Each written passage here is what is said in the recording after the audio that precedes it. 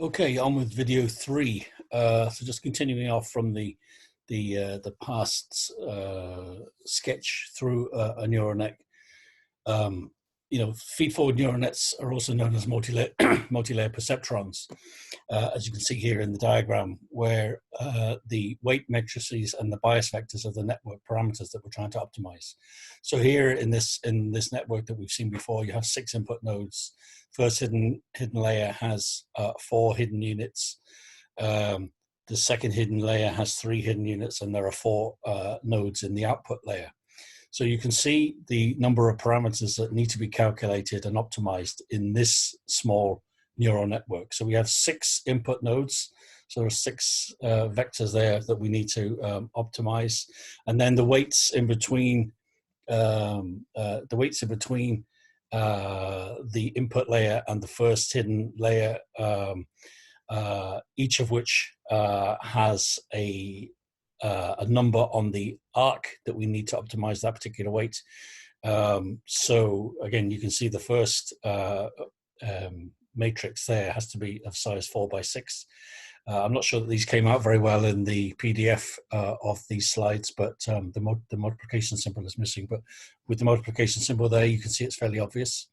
And then the number of the size of the second set of weights that we need to optimize in the matrix is 3 by 4, 3 hidden units by 4 hidden units. And then the last set of weights that we need to optimize as a result of a 4 by 3 matrix, 4 output layers, 4 output nodes by 3 hidden units in the second hidden layer.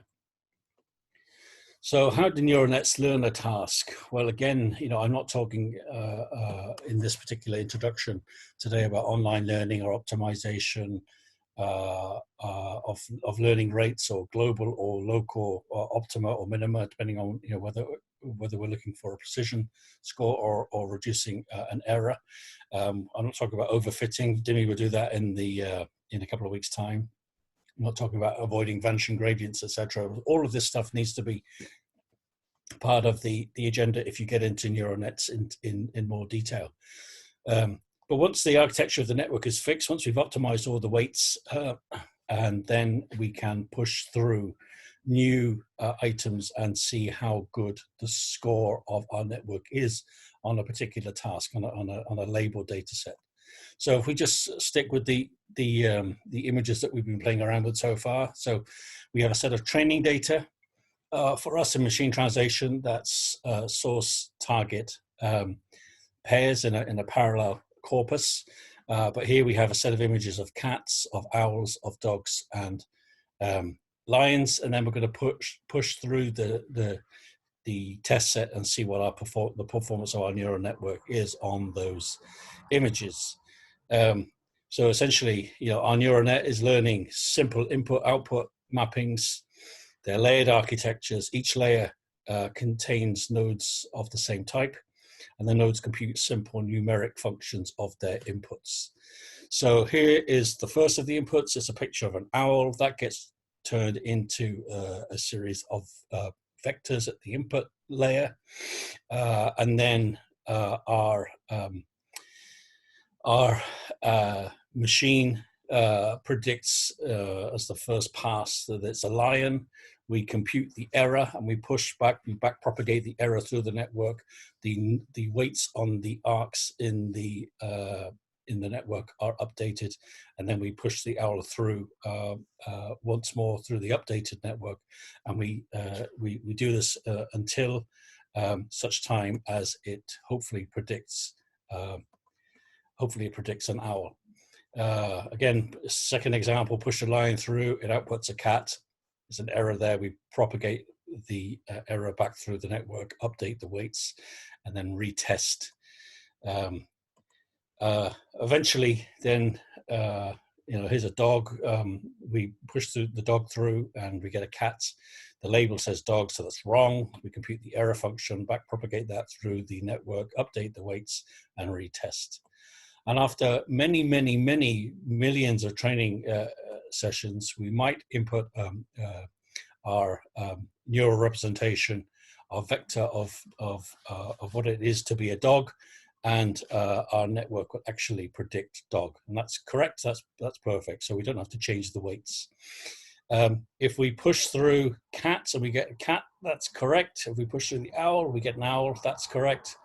We push through the picture of the Alsatian and it predicts dog, we get that correct. But then we have the little lion cub, which is quite different from the training examples there, which were all of big daddy lions. So not surprisingly, our network predicts the label cat, and we compare that to the actual label, which is lion, and we get that wrong. So we've got 3 out of 4 right, 75% accuracy. Obviously here, what we're doing is modeling with uncertainty. If we don't understand how something works, we have adjustable parameters here, which are the weights on the arcs, and we're using the error to refine the parameters to turn something which is unknown with poor performance and incrementally better performance over time. Calculating the error at the output node is easy for us. That's using BlueScore or TER to compare the predicted machine translation output against the gold standard reference translation. It's less obvious what to do network internally, but one way in which you could do that is to proportionally assign the error to the weights on the arcs. But we can do all this using matrix multiplication. Here is the actual equation which is used to calculate backpropagation. That looks a bit scary, but essentially, the landscape is quite a tricky one. You can see here the slogan "Perfect is the enemy of the good," and that's something which is hitting home nowadays as we're trying to deal with do our best with the response to the virus. But it's a complicated mathematical function with all sorts of lumps and bumps and kinks. It's not necessarily a smooth landscape. So we use gradient descent, essentially, So we start off, trying to find the rough area of the landscape that we're interested in, that we're trying to find the optimal solution for. So we might start off, doing quite large descents in one go, and as we start to sense that we are getting closer and closer and closer, we start to take smaller steps. If we take too larger steps, we might overshoot and end up in some other area of the landscape which is not the appropriate one for finding the optimal solution to a particular function. So we start off taking larger steps, and as we get closer and closer and closer to the optimal solution, which could also be we could be stuck in a local optimum rather than the global optimum, but we can run this over and over again in order to see performance, an average performance over a number of runs, in order to get the average performance for our system.